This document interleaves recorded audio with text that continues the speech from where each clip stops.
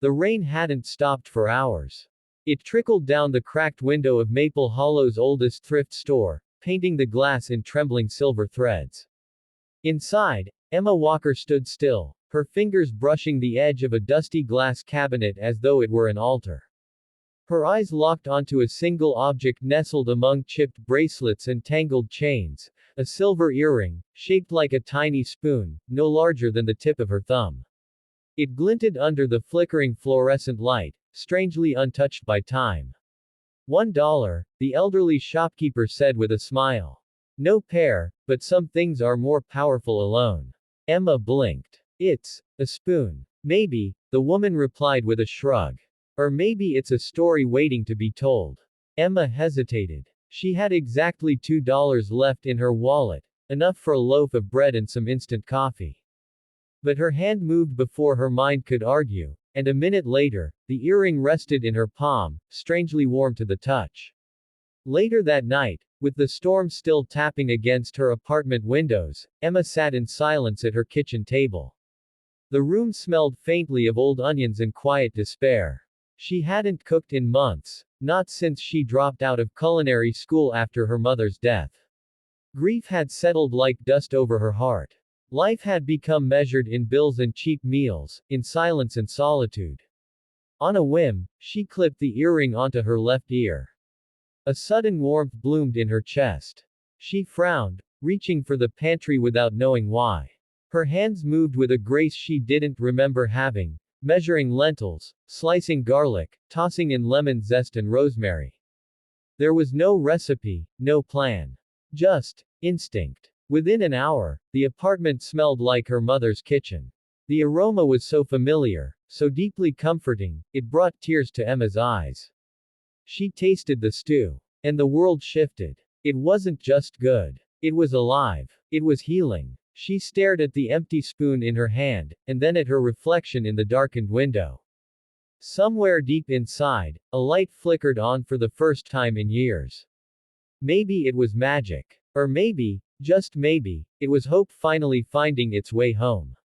Before the rain. Before the earring. Before the stew that made her cry, Emma Walker had stopped believing in much of anything.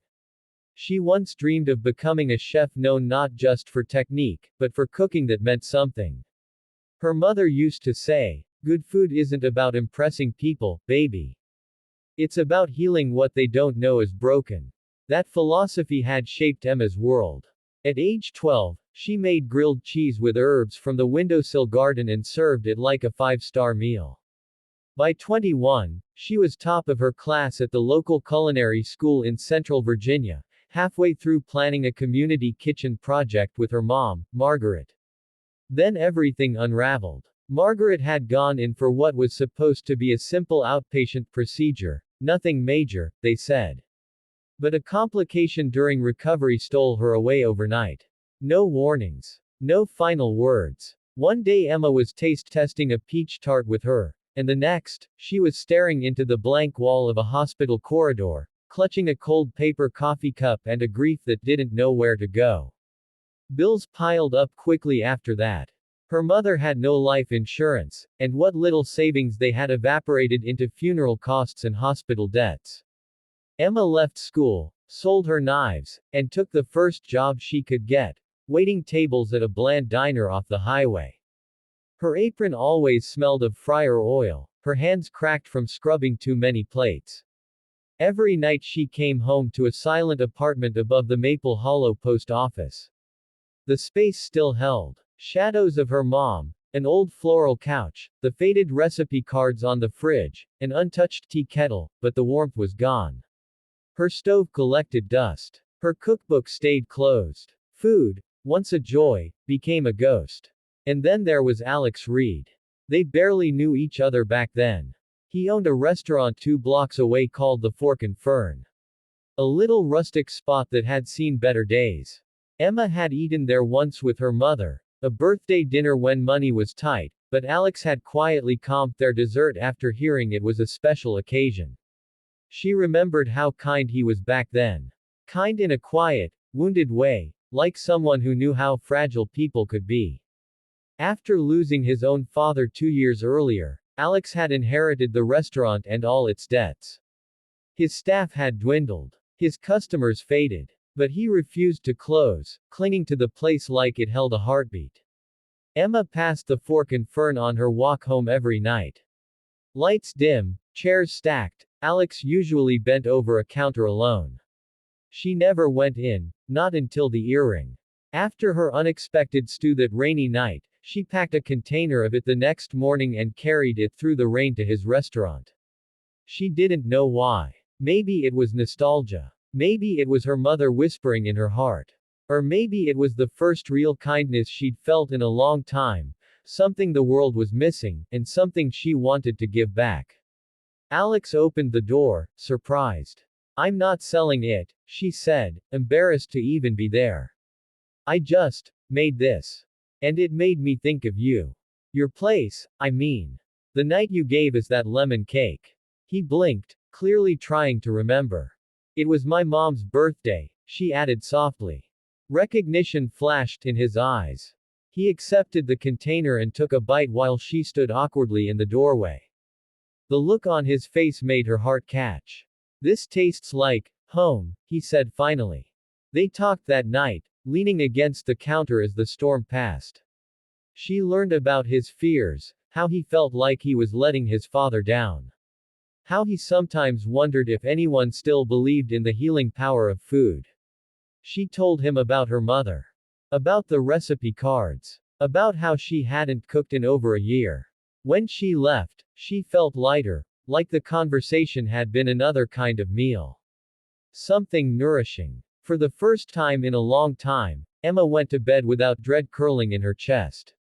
The next morning, her phone buzzed with a message from an unknown number. "Alex Reed. Want to help me cook something this week? No pressure. Just a shared stove and good company." She stared at the message for a long time, her thumb hovering. Then she looked at the single silver earring on her nightstand. Something inside her stirred. She texted back. "Emma. I'd like that. I think I'm ready to remember." The restaurant was nearly empty when Emma walked into the Fork and Fern 2 days later. The walls were lined with framed black and white photos, Alex's parents, their first opening day, smiling regulars long since gone. It felt like stepping into someone's memory.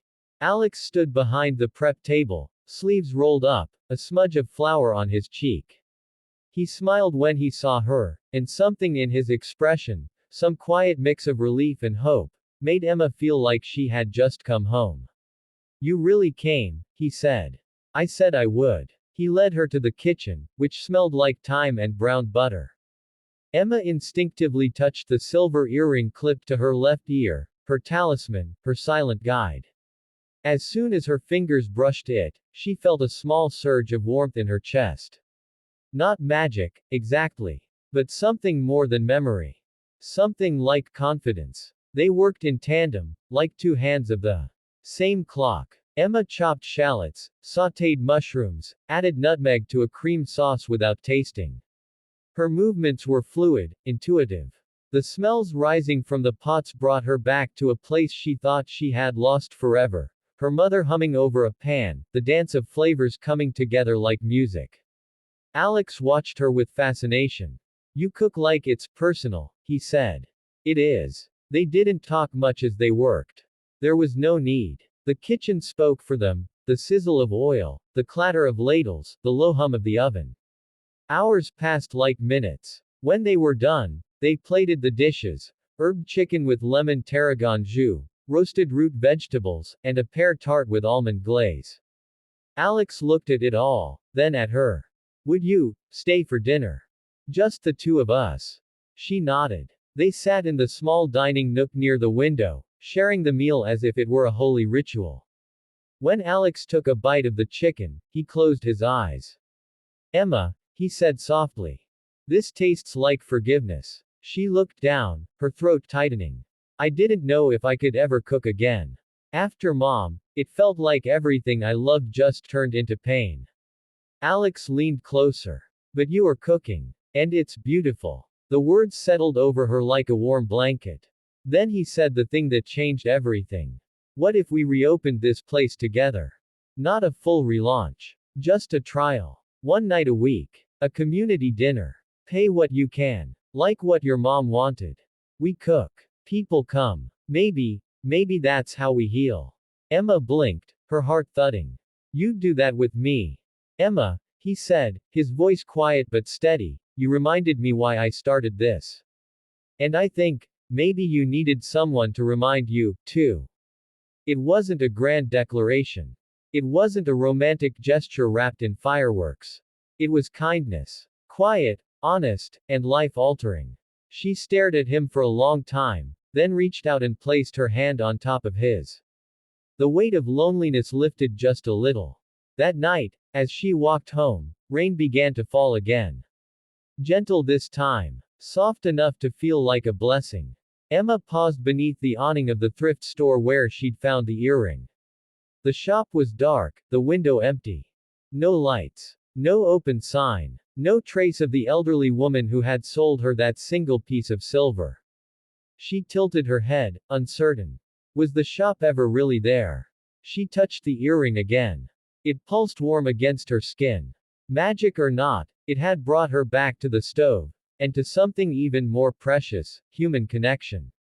She walked on through the rain, her heart a little lighter, her path a little clearer. It started on a Tuesday night.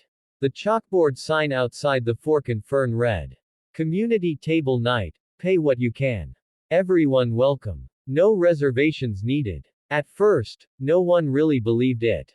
A few locals peeked in through the glass, squinting at the hand-painted words, unsure if it was a stunt or a pity project. But by 6:30, the first guests wandered in, a single mom with 2 kids, an elderly couple on a fixed income, and a teenager with paint-stained hands who looked like he hadn't eaten in 2 days. Emma was terrified. Her hands trembled as she ladled warm bowls of sweet corn chowder. Alex stood by her side, calm but watchful. The scent of toasted garlic and fresh dill filled the air. The moment the first spoon clinked against an empty bowl and someone smiled, really smiled, Emma felt something inside her unlock. By the end of the night, 23 people had come through their doors. Some left wrinkled bills in the old tip jar. Some couldn't pay at all. But every plate was cleaned. Every heart felt fuller. And that was just the beginning. The second Tuesday, word had spread. A line formed before they even opened. The bakery next door donated day-old bread. A local farmer dropped off a box of misshapen carrots and onions, too ugly to sell, but still good inside. Emma chopped every vegetable with love. The kitchen pulsed with life. Laughter echoed between the stove and the pantry. People brought stories with them, stories of loss, of recovery, of finding each other when they thought they were alone. Emma found herself again in those stories.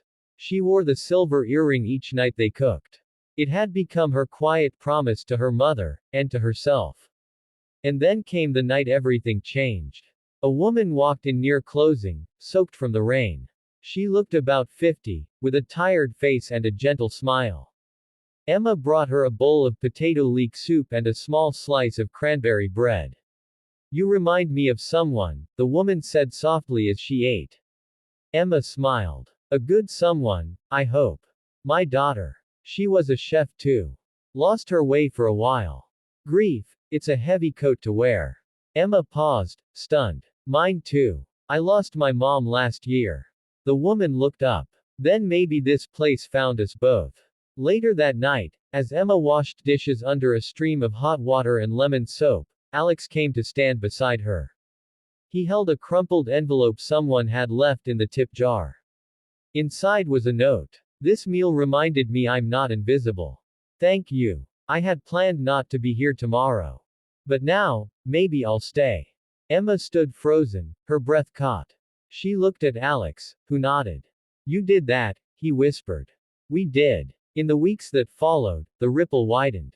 A retired chef offered to teach knife skills to local teens.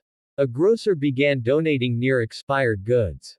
A high school girl came every Saturday to help prep, saying she wanted to learn how to make food that could hug people. The town began to change, quietly, gently. People lingered after meals. Strangers became friends. One night, a man who had once eaten alone proposed to his girlfriend over Emma's rosemary chicken. She said yes before dessert. Emma found herself smiling more. Laughing without guilt. Even singing while she cooked. The ache in her chest didn't vanish, but it softened, like bread rising slowly in a warm kitchen. And her relationship with Alex deepened in slow, sincere moments, washing dishes side by side, sharing burnt toast at midnight, walking home in silence because words weren't needed. One evening, under the fading amber glow of the back alley light, he reached for her hand. Emma, I think I've been waiting for you. Not just as a chef. As something more. She didn't answer with words. She simply leaned her head against his shoulder, the scent of basil and wood smoke still clinging to them both. That night, as she slipped off her apron and looked at herself in the mirror, she touched the earring. For the first time, she realized, it wasn't magic in the metal. It was her mother's belief. Her own courage. And the kindness of people who refused to give up on each other. A small act. A small earring. A massive, beautiful ripple. The one-year anniversary of the first community dinner arrived quietly, marked by nothing more than a handwritten sign on the window. 1 year of kindness. 1,000 full plates. Thank you. Emma stood in the kitchen, watching through the pass-through window as families filled every chair, laughter rising above the clatter of forks. There was no press. No fanfare. Just people. Eating. Together. Her fingers traced the edge of the silver earring. It had tarnished slightly over time, the shine dimmer, but she didn't polish it. Its wear was a story. Her story. Alex came up behind her, sliding a wrapped bundle into her hands. Open it. Inside was a small hand-carved wooden box. Nestled within, another earring. A match. Emma gasped. Where did you find this? He smiled. An antique dealer 2 towns over. I was passing through and saw it in the window. It's the same pattern, the same weight. It even had the same tiny inscription. Emma tilted it to the light. Give freely, and you shall receive more than you gave. She swallowed hard. I thought maybe, Alex said gently, you don't need to wear just one anymore. Her voice broke. You think I'm whole again? No, he said. I think you were never broken. Just waiting to be found. The emotion was too much, so she laughed through the tears and wrapped her arms around him. The applause from the dining room swelled, but Emma barely noticed. They walked out together, side by side, and were greeted by a surprise. The diners had organized a small celebration. Bunting made of recipe cards strung from corner to corner. A chalkboard that read, "Thank you, Emma and Alex, for feeding our bellies, and our hearts." One by one, people stood to speak. The single mother talked about the night her fridge was empty and she had nowhere to go, but the fork and fern had been there. The elderly couple spoke of how this place became their weekly ritual, and helped them feel young again. Even the teenage artist, now a local culinary school student, shared how peeling potatoes in Emma's kitchen taught him that even unglamorous beginnings could lead to joy. Emma listened, humbled, overwhelmed. She never thought grief could make space for such love. And when it was her turn to speak, she kept it simple. I thought I came here to hide from the world. But this kitchen, this town, you all reminded me that healing isn't quiet. It's messy and loud and full of flavor. And kindness, it's not a grand act. It's someone handing you a spoon when you didn't know you were starving. Her voice cracked. Alex reached for her hand. I wear these earrings now, she continued, not because they're magical. But because they remind me of a woman who believed food could save people. And it did. It saved me. As the room rose to its feet in applause, Emma closed her eyes and felt the warmth. Not from the lights, or the praise, but from the unshakable truth that she had found her way back. To love. To purpose. To herself. And somewhere, maybe in the quiet beyond this world, her mother was smiling, arms dusted with flour, heart full.